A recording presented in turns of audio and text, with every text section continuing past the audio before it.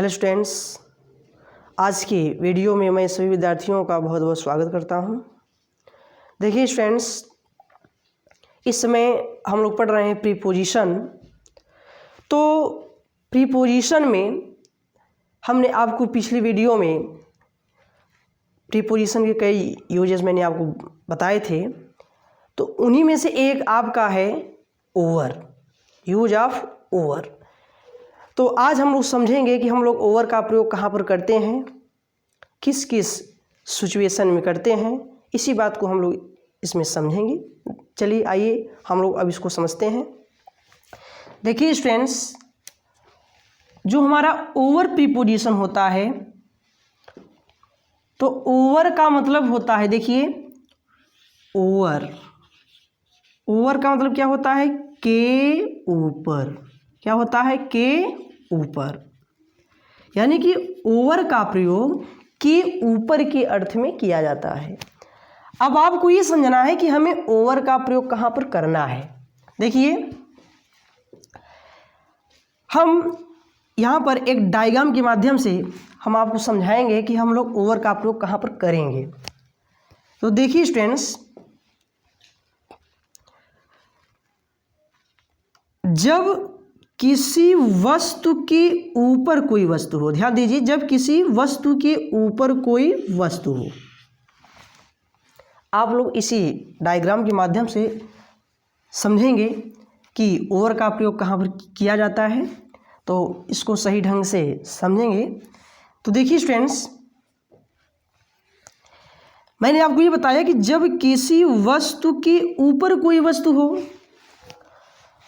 और ये कम से कम दो दिशाओं से घिरी हुई हो। ध्यान दीजिए, मैंने आपको क्या बताया कि जब किसी वस्तु के ऊपर कोई वस्तु हो, जब किसी वस्तु के ऊपर कोई वस्तु हो और यह कम से कम दो दिशाओं से घिरी हुई हो। यानी कि जब किसी वस्तु के ऊपर कोई वस्तु हो, देखिए ये वस्तु है और इसके ऊपर कोई वस्तु है, ठीक ना, और ये वस्तु इस वस्तु को दो दिशाओं से घेरी हुई है।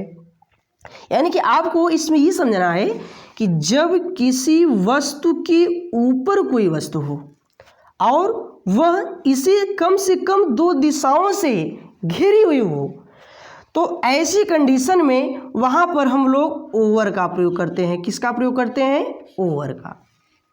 ठीक है ना, इसको आप लोग फिर से समझ लीजिए। मैंने आपको क्या बताया कि जब किसी वस्तु के ऊपर कोई वस्तु हो, जब किसी वस्तु के ऊपर कोई वस्तु हो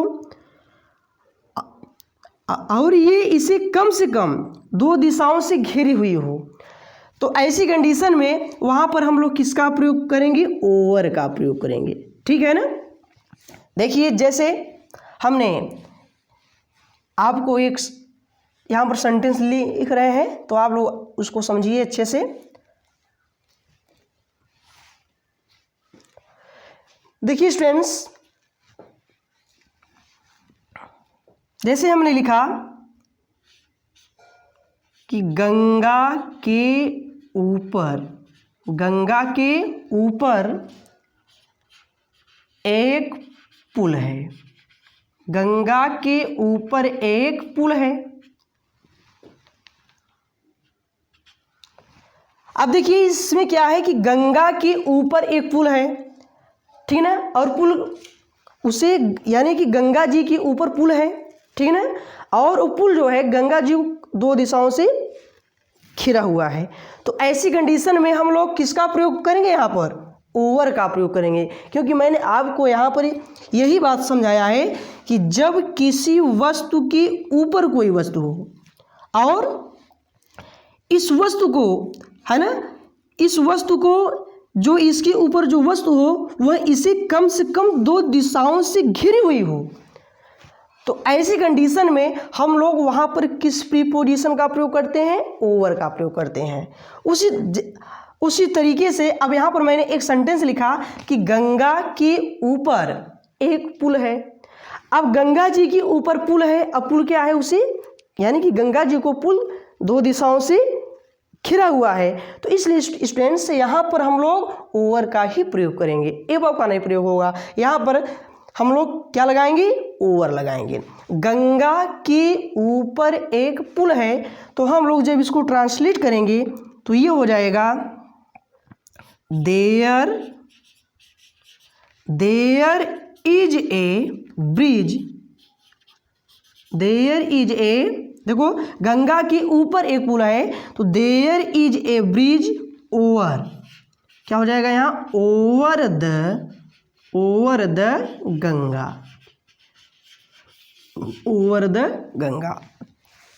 अब यानी कि इस सेंटेंस में कि ऊपर के अर्थ में हमने ओवर लगाया है। इसका कारण ये स्टूडेंट्स कि जब मैंने आपको इसका ट्रिक बताया, समझने का तरीका बताया कि जब किसी वस्तु के ऊपर जब कोई वस्तु होती है और वो वस्तु जिसके ऊपर होती है उसी कम से कम 2 दिशाओं से घिरी हुई हो, तो ऐसी सिचुएशन में, ऐसी कंडीशन में हम लोग वहाँ पर ओवर का प्रयोग करेंगे।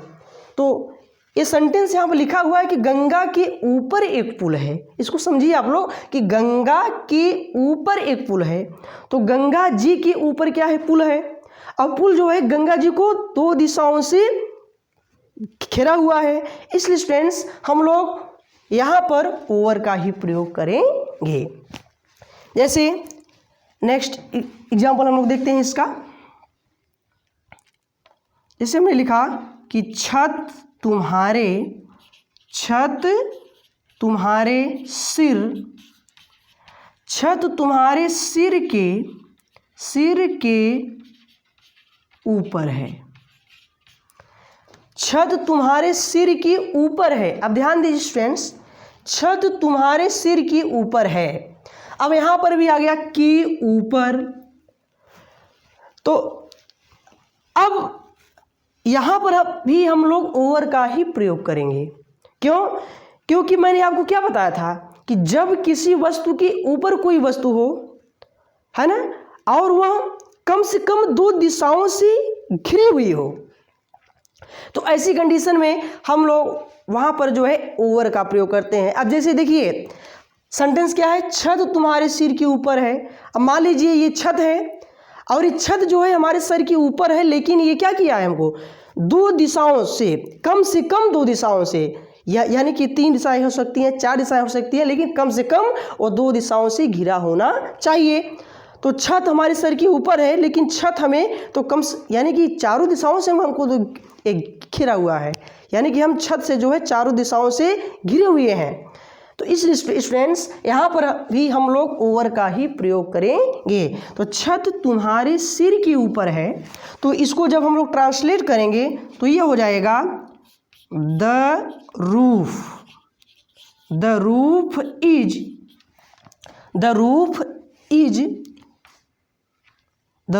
Is over your head. छत तुम्हारे सिर के ऊपर है, तो इसका ट्रांसलेशन हो गया कि the roof is over your head, यानी कि छत तुम्हारे सिर के ऊपर है। तो यहाँ पर प्रीपोजिशन ओवर का प्रयोग किया गया है, ठीक है ना। तो हम देखिए स्टूडेंट्स इस पॉइंट को हम लोग इसी स्ट्रक्चर के माध्यम से ही समझ सकते हैं, ठीक ना। तो इस चित्र के माध्यम से मैंने आपको इसको समझा दिया कि हम कैसे जानेंगे यहाँ पर ओवर का प्रयोग किया जाएगा, ठीक है ना। अब देखिए ये इसका स्टेप 1 था, क्या था, स्टेप 1। अब ओवर का जो स्टेप 2 होता है स्टूडेंट्स, देखिए स्टेप 2 में क्या है कि जब किसी वस्तु के ऊपर कोई वस्तु ठीक ऊपर हो, ऐसे यानी कि जब किसी वस्तु के ठीक ऊपर कोई वस्तु होती है, तो ऐसी कंडीशन में भी ओवर का ही प्रयोग किया जाता है, ठीक ना। मैंने आपको क्या बताया, सेकेंड स्टेप में मैंने आपको क्या बताया कि जब किसी वस्तु के ठीक ऊपर, ऐसे ठीक ऊपर, यानी कि 90 अंश के कोण पर, ऐसे एकदम सीधे 90 अंश कोण मान लीजिए आप लोग, है ना। तो स्टेप सेकेंड में बस इसी पॉइंट को समझना है कि जब किसी वस्तु के ठीक ऊपर जब कोई वस्तु होती है तो ऐसी कंडीशन में भी हम लोग ओवर का ही प्रयोग करते हैं। तो जैसा कि हमने यहाँ पर भी यानी कि डायग्राम बनाया है आपको समझने के लिए, बस जैसे ठीक किसी वस्तु के ठीक ऊपर कोई वस्तु यानी कि एकदम सीधे 90 अंश के कोण पर, तो ऐसी कंडीशन में भी हम लोग वहाँ पर किसका प्रयोग करेंगे, ओवर का प्रयोग करेंगे, ठीक ना। जैसे हमने यहाँ पर एक सेंटेंस लिखा,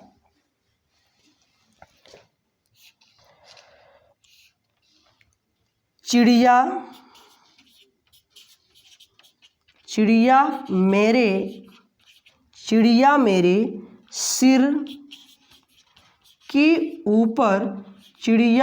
सिर के ऊपर उड़ी। ध्यान दीजिए स्टूडेंट्स, यहाँ पर हमने एक सेंटेंस लिखा कि चिड़िया मेरे सिर के ऊपर उड़ी। तो चिड़िया मेरे सिर के ऊपर उड़ी यानी कि वह एकदम सीधी ऊंचाई की बात कर रहा है कि यानी कि चिड़िया मेरे सिर के ऊपर उड़ी, ठीक ना। तो ऐसी कंडीशन में हम लोग अब यहाँ पर कि ऊपर की अर्थ में ओवर का ही प्रयोग करेंगे। तो हम लोग जब इसको ट्रांसलेट करेंगे तो ये हो जाएगा द बर्ड्स फ्लू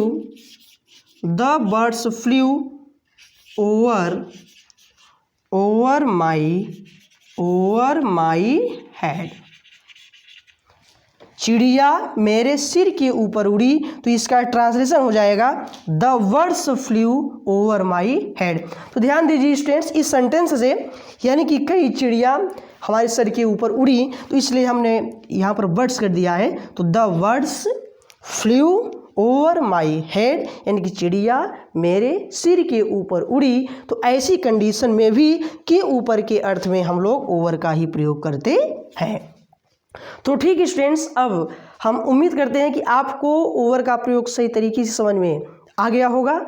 यदि हमारा वीडियो आपको पसंद आया हो तो ध्यान दीजिए स्टूडेंट्स, तो आप हमारे चैनल को सब्सक्राइब कर दीजिए। धन्यवाद।